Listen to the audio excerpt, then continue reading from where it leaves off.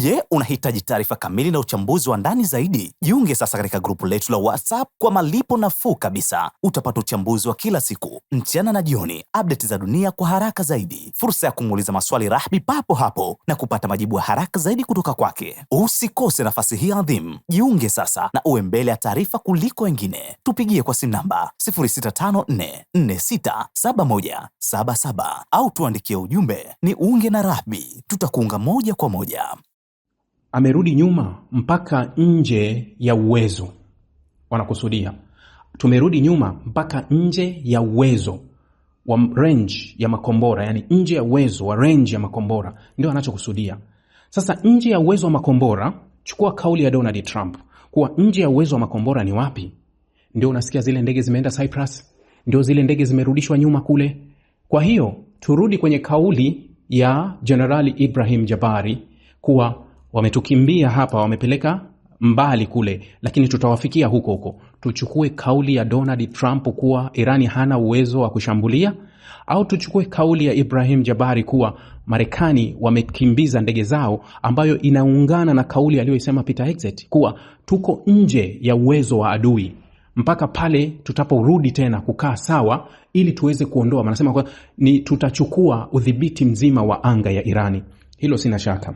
Inawezekana Marekani na Israeli wakaweza kuchukua udhibiti wa anga ya Irani, lakini sio udhibiti wa anga ya Irani wakawa salama kama vile walivyokuwa wanacheza kwenye anga ya Libya, wanazunguka wanavyotaka. Anga ya Irani huwezi kuwa hivyo. Ndio maana jana wameangusha ndege ya 4 ya F-15. Jana wamedondosha ndege ya 4 ya F-15. Acha zile ndege 3 walizoziangusha, kwa sababu swali hilo ameulizwa Peter Hegseth, akaanza kusema hapana, ni nani tu, ni masuala ya kiufundi yaliyosababisha zile ndege. Sema masuala gani? Kwa sababu wameshambulia Iran, wakathibitisha kuwa tumezidondosha sisi hizo ndege. Vipi yani inatokea hilo swala eti la ndege tu kuanguka tu hivi? Sasa wamedondosha ndege ya ngapi? Ya 4 ya vyombo vingine vinasema 5, lakini najua nimesoma kwenye Tasnim News wanasema ni ya 4 ambayo wameidondosha. Ndege ya 4 wameidondosha. Sasa utakuwa uko wazi, lakini hapa sio. Hapa huwezi kujiachia kwenye hii anga ukasema kuwa ninaitawala anga na ninaweza nikafanya lolote. Watakushusha kwenye hiyo anga. Lakini sasa wataalamu wanathibitisha kuwa wako nje ya uwezo. Yani hawapo pale, wako nje ya uwezo. Nje ya uwezo. Kama wako nje ya uwezo, ni kweli Marekani anachoambia, kwa sababu Marekani wamesema hivi, raia wake wote waliopo Middle East kwa hivi sasa wanapaswa waende sehemu ambazo wamepewa address, wakajiandikishe na wajulikane wako wapi.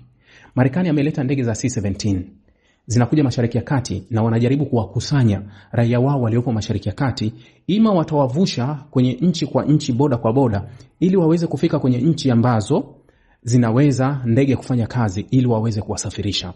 Unarudi nyuma. Trump anasema kuwa tumebakiza kidogo sana kuhakikisha uwezo wa Irani unafika mwisho, halafu tutakuwa tumedhibiti kila kitu. Kwa nini unawatoa watu wako hali ya kuwa tayari tathmini yako inakupa kuwa adui haendi mbali? Hali ya kuwa tayari umemdhibiti adui, hali ya kuwa unaona kabisa hiki kitu ni kidogo. Kwa nini watoe raia wako? Kwa nini? Yani manake kuwa unachokiongea kingine na unachomaanisha ni kingine. Ni vitu viwili ambavyo haviendi sawa.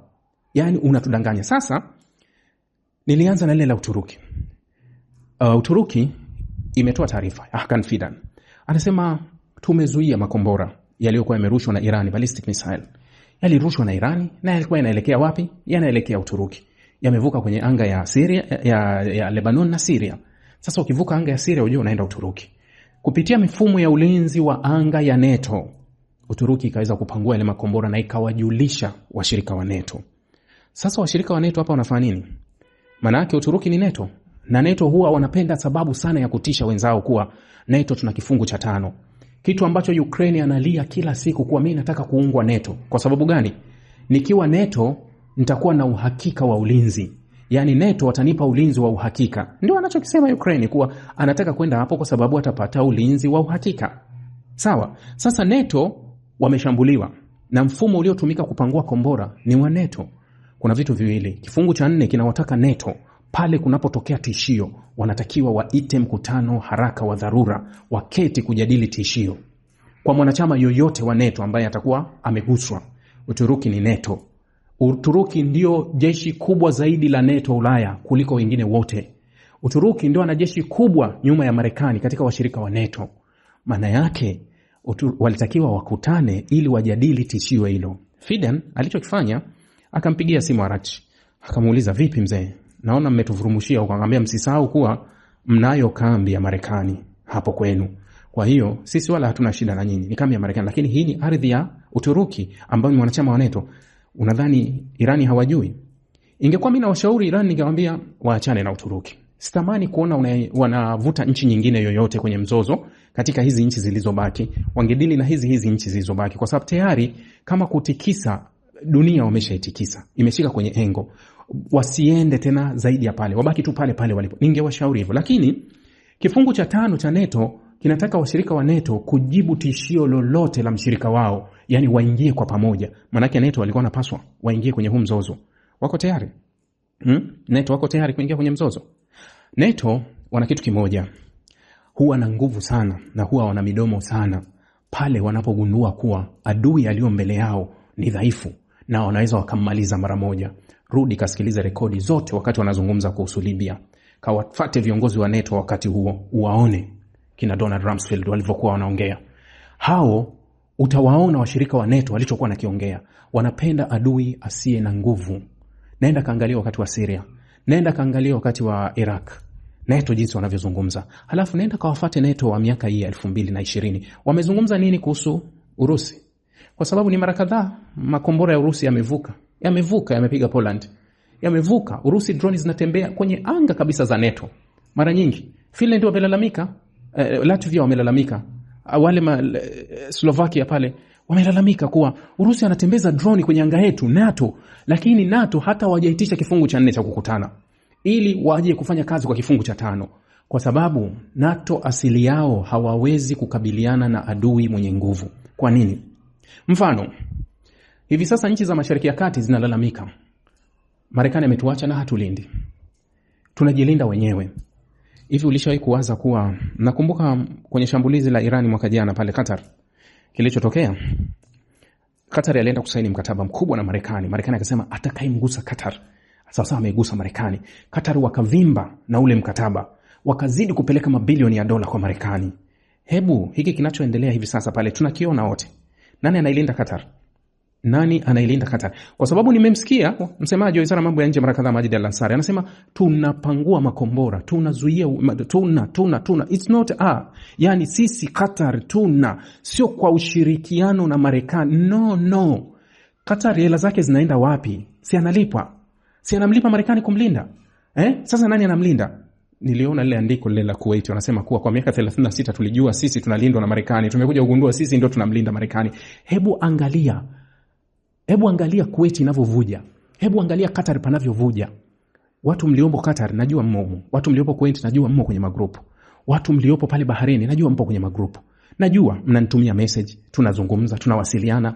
Kwa kweli wanavyoniambia, ananiambia kuwa kuna vuja kote. Hakuna mfumo wowote wa ulinzi wa anga unafanya kazi Bahrain.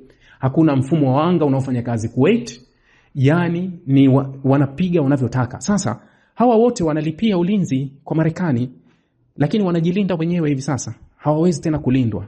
Wanajilinda wenyewe hivi sasa. Sasa Ulaya si kwamba hawajui. Wanafahamu kabisa kuwa nchi yenye ulinzi wa hali ya juu, Israeli, makombora yanafika vizuri kabisa, yanafika na wanapiga, yani wala hawatanii. Hawa Irani wanafikisha. Ulaya wanafahamu, kwa sababu mgogoro ule wa 12 days war walitaka kuingilia. Mnakumbuka kipindi kile kina Olaf Scholz hawa kina Metz walisema tutaingilia, haiwezekani.